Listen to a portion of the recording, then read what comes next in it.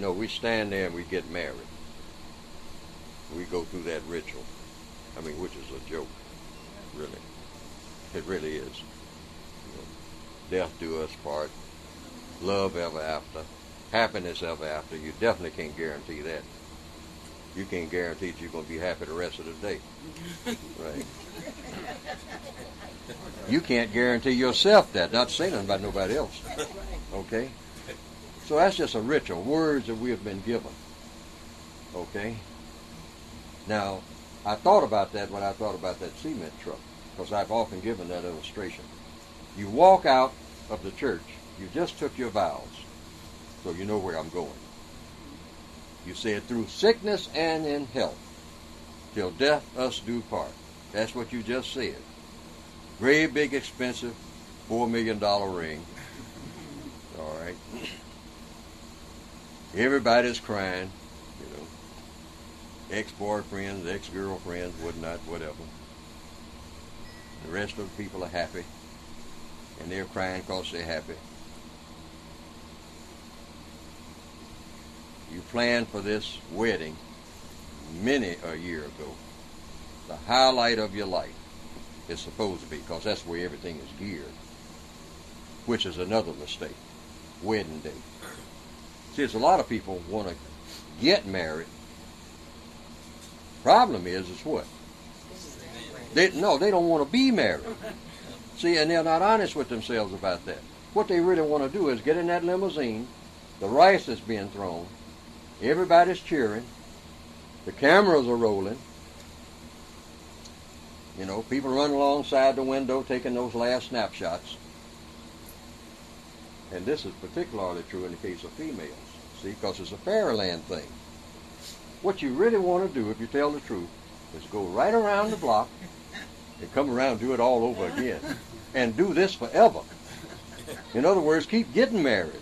Because, see, when you actually leave there, you can feel the world getting smaller already. You're sitting in the back of the limousine. Now the crowd done died down. Everybody's gone about their way, see. Now you wake up the next day and you look at that person. We are alone. No crowd, no cheering section. Oh my God, what are we going to do?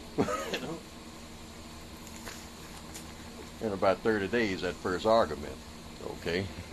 That first crack in the dike. That's why they ought to stop even teaching that in school, because that's where it starts. It starts with the little Goldilocks stories, all the little stories about love and marriage start in grade school. That's where I first heard it. And it always ends with what? What's that phrase? They live happily ever after. No, they're supposed to look at each other in the back of that limousine and say, now comes the disaster. All right. Now comes the serious part. Now comes the heavy lifting. And ain't neither one of us ready for it. If you're honest, okay, then you might have a little chance. But it never gets the way that you want it to be. But let's get back to that cement truck, see. You drive away, and a cement truck hits that wedding party and hits that limousine.